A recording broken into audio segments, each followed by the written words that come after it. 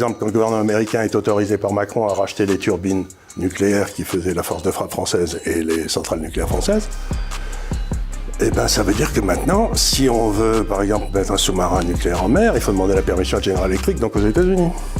Mais ça, c'est de la forfaiture. Monsieur Macron doit être en prison, c'est de la trahison. C'est de la haute trahison. Autrefois, ça aurait été contre le mur. Aujourd'hui, pour la première fois en 12 siècles d'histoire de France, il n'y a plus un seul grand intellectuel français. C'est la première fois que ça se passe. Qu'est-ce qui nous est arrivé pour qu'on se soit crétinisé à cette allure-là? Et cette crétinisation, elle se voit tous les jours quand vous écoutez parler les gars. Ils ont un vocabulaire qui fait, je sais pas, 600 mots si vous avez de la chance. Donc, il s'est passé un phénomène dans nos élites qui est très curieux. Elles sont juste devenues... J'imagine la même chose s'est passée avant la Deuxième Guerre mondiale, où on avait eu un effondrement aussi de nos élites considérables, mais il y avait quand même des gars qui continuaient à être phosphorés. Il y a peut-être encore des très grands intellectuels en France, mais en tout cas, je les vois pas, je les trouve pas, je sais pas où ils sont. L'embêtant, c'est que la Russie, ils avaient prévu le coup. Ils avaient monté des systèmes internes et un système alternatif avec la Chine, etc., pour pouvoir continuer les transactions internationales sans SWIFT. Ils l'avaient déjà monté, ils avaient prévu. Oui, c'est ça. Ils avaient prévu. D'accord. Et donc, on a fait on a fait péter notre bombe atomique. Ils s'attendaient, regardez les discours de Monsieur le Maire, à ce que la Russie s'effondre dans la seconde qui suit et qu'elle vienne demander pardon. Et il s'est rien passé. Ouais. Il s'est rien passé. Et le rouble est revenu au niveau où il était avant la crise. Et du coup, ce qui est en train de se passer, c'est que la Russie a dit, mon pétrole ou mon gaz à partir de maintenant, je le vendrai en rouble ou en or. Je passe plus par vos monnaies puisque vous pouvez me bloquer. C'est-à-dire qu'on est en train de voir monter un deuxième système monétaire qui sera cette fois non plus dominé par l'Occident, mais par les autres. Non plus par le dollar. Non plus par le dollar, ça va être complètement fini. Et vous allez avoir deux systèmes parallèles. Un qui est fondé sur le prix de l'énergie, parce que le rouble et l'énergie, c'est la même chose. Hein. Vous regardez la variation du rouble historiquement par rapport au prix du pétrole, c'est pareil. Donc ils ont donc fait un système maintenant qui est fondé sur l'énergie, le prix de l'énergie et le prix de l'or. Et nous, qui sera fondé sur des monnaies gérées par des clampins complètement incompétents, nos banquiers centraux. Éric Zemmour est un fervent défenseur de la réindustrialisation de la France, mais en même temps, il s'oppose à l'idée d'un Frexit. Il évoque un chaos social en cas de Frexit. Donc, dans quelles conditions une réindustrialisation de la France est-elle possible en restant dans l'euro? C'est pas possible. Oui. C'est pas possible. Ce qu'on appelle la marge brute d'autofinancement des entreprises françaises dans l'industrie est la moitié de ce qu'elle est en Allemagne ou en Angleterre. Donc, n'importe qui fait une usine dans le cadre de l'euro et de l'Europe d'aujourd'hui, s'il la met en France, il est fou comme un lapin. Il doit la mettre en Allemagne ou en Angleterre, mais elle n'est plus dans l'euro.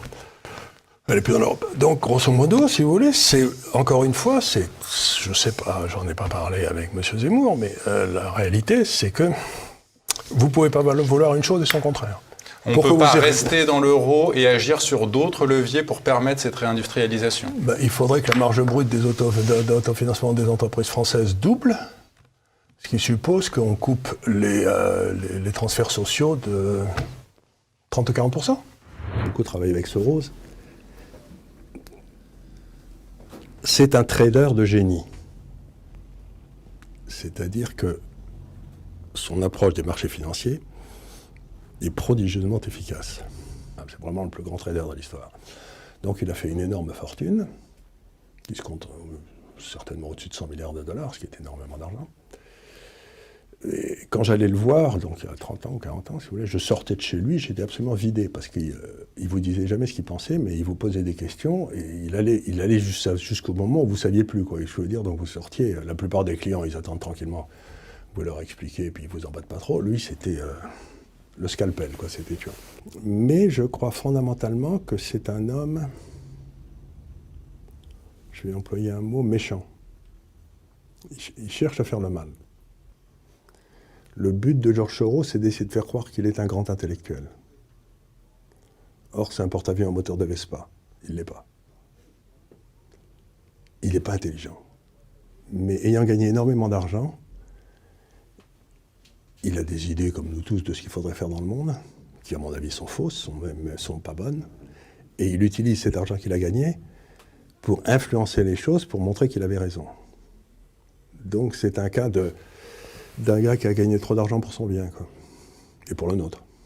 Maintenant, j'essaye de le voir le moins possible, quoi, parce qu'il me met mal à l'aise. Il y a une vingtaine d'années, il y a un sociologue anglais qui a publié une étude qui m'avait beaucoup amusé. J'avais publié un papier à l'époque dessus. Il dit, il y a un nouveau système qui est en train d'apparaître devant nos yeux éblouis, c'est l'ineptocratie. C'est-à-dire l'ineptocratie, d'après sa définition, qui est remarquable, c'est un système dans lequel les gens les moins capables de gouverner sont élus par les gens les moins capables de gagner leur vie, tandis que les gens qui sont productifs se voient voler le résultat de leur production pour entretenir des gens qui sont incapables de faire quoi que ce soit. Et on est en ineptocratie, c'est-à-dire que ça fait maintenant 25 ou 30 ans qu'on a des gens qui sont élus, qui sont incompétents, ineptes. Et c'est un système auquel on n'avait pas pensé, c'est une forme de la démagogie auquel on n'avait pas pensé. Et comment vous vous débarrassez d'une ineptocratie? Regardez, dans le métier de journalisme, quand j'étais gamin, il y avait quand même des journalistes, et Dieu sait que c'était dans les années de Gaulle et qu'il n'était pas facile, mais enfin, qui n'avaient pas peur de dire non.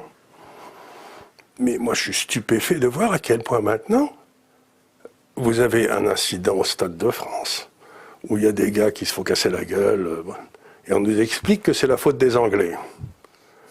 Les Anglais eux-mêmes disent, mais pas du tout. Nous, on est arrivés tranquilles, on s'est fait casser la gueule et tout. Et toute la presse française reprend, c'est la faute des Anglais. Non, pas toute la presse.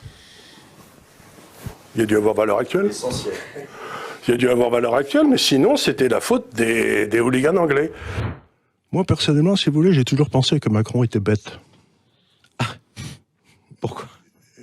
Pour une raison très simple, si vous voulez, c'est qu'il a raté 3 fois Normal Sup. C'est vrai. Il a raté 3 fois Normal Sup, il est passé à grands coups de transpiration à l'ENA, et ensuite, on l'a fait monter dans l'inspection des finances pour qu'il devienne... Mais c'est un homme qui n'a aucune intelligence des situations.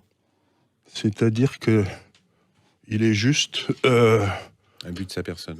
Un but de sa personne, et persuadé qu'il est quelqu'un de tout à fait spécial. Moi, j'ai toujours dit, cet homme est idiot. Le vrai problème de Macron, c'est qu'il est idiot. La condition d'animal domestique entraîne la boucherie. À partir du moment où vous acceptez que vous êtes un animal domestique, que vous allez être protégé, que vous n'êtes pas libre, et ben vous terminez à l'écarisseur. Le dindon, il est très content de voir le type arriver pour le nourrir tous les jours, jusqu'au jour où le type arrive pour en faire une dinde de Noël. Mais pendant la moitié de sa vie, tous les jours de sa vie, il est extrêmement content de voir arriver le gars qui le nourrit. Parce qu'il se dit, chouette, il arrive, je vais bouffer. Si c'est ça votre objectif pour les hommes, moi, c'est pas le mien. Si vous voulez faire rire un Chinois, vous lui parlez des 35 heures. Le type, il en peut plus de bonheur. Ce qu'il y a d'extraordinaire, c'est que la demande d'énergie continue à monter, puisque l'Inde continue à se développer, la Chine continue à se développer. Donc on arrive à peu près à 100 millions de barils par jour aujourd'hui d'équivalent pétrole de demander. Et la production n'est plus qu'à 98. Donc le prix du pétrole va passer à 140, 150, 200, 250. Et c'est inévitable parce que c'est très inélastique par rapport au prix, ce truc-là. L'énergie. Même si on se tape des récessions entre les deux. Même si on se tape des récessions entre les deux, mais il va y avoir des récessions. Mais c'est la seule façon pour ramener l'offre et la demande en face. Et la récession, c'est pas ceux qui peuvent se le payer qui vont avoir les récessions, c'est ceux qui peuvent pas se le payer. Donc en particulier l'Allemagne. Donc il va y avoir une récession mais gigantesque en Allemagne, les gens ne se rendent même pas compte. En plus, ces pauvres Allemands, ils se sont tirés une balle dans le pied. Ils avaient un avantage comparatif, c'est qu'ils savaient faire des belles bagnoles avec moteur normal. Et maintenant, on leur a dit qu'à partir de 2035, il faudrait qu'il n'y ait que des voitures électriques dans lesquelles ils n'ont aucun avantage comparatif. Donc c'est un secret que je dévoile ici. L'Allemagne va faire faillite dans les 5 ans qui viennent. Nous, au moins, on a liquidé toute notre industrie imbécile parce que c'est les Allemands qui nous l'ont pris. Mais ils ont pris une industrie qui est condamnée à mort, ce qui n'est pas très malin. Vous avez une montée du populisme parce que, qu'on le veuille ou non, la gauche a abandonné le peuple. La gauche n'aime plus le peuple.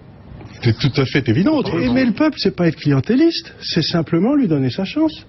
Aujourd'hui, vous donnez votre chance aux fonctionnaires et vous tuez le peuple. Vous tuez le peuple travailleur et vous subventionnez les classes dirigeantes qui sont toutes fonctionnaires. Donc ça n'a strictement rien à voir avec une politique. Cette politique qui est faite en France est faite contre le peuple. Et il ne faut pas étonner si Marine Le Pen fait un tabac, parce qu'elle transmet cette frustration. Moi, je suis quand même extraordinaire. Écoutez, vous avez eu ces élections qui ont été tout à fait étonnantes. Monsieur Valls m'a expliqué pendant 15 jours ou 3 semaines, je ne sais pas combien de temps, durant la campagne, qu'il ne fallait pas voter pour Madame Le Pen, que c'était très très mal. Il m'a jamais expliqué pourquoi il fallait voter pour lui. Il m'a expliqué pendant 3 semaines qu'il ne fallait pas voter pour Madame Le Pen. Bon, mais ça j'ai bien compris. Mais pourquoi je devais voter pour lui? Je ne sais toujours pas. Quand il y a un problème qui arrive, ce que fait le gouvernement, c'est qu'il s'agite immédiatement, les communications de crise et tout, et il prend une décision qui peut être complètement stupide, comme par exemple d'enfermer tous les Français pour le Covid. Ça n'a jamais rien réglé, ça a été un désastre. Ils ne l'ont pas fait en Suède, ça a très bien marché. Et une fois qu'ils ont pris cette décision, ils la font appliquer avec férocité, avec le monopole de la violence légitime qu'ils ont, en déclenchant la peur chez les autres. Donc on n'est plus dans une pensée scientifique. En Suède, ils n'ont pas fermé, ils n'ont pas eu de problème, leur économie va très bien, merci. Ils n'ont jamais fermé les restaurants, ils ont eu moins de morts que nous. Mais vous ne pouvez pas le savoir, parce qu'on ne vous le dit pas. Et c'est là qu'on tombe sur le rôle de la presse, qui aujourd'hui est détenue par 5 grands groupes, dans ce que j'appelle le capitalisme de connivence. Et ces 5 grands groupes ne disent que ce que le gouvernement veut bien qu'on dise. Et c'est peut-être pour ça qu'il y a toute une série de pauvres gens qui m'écoutent sur l'Internet, parce qu'ils disent, voilà, il va l'air d'être payé par ces gars-là.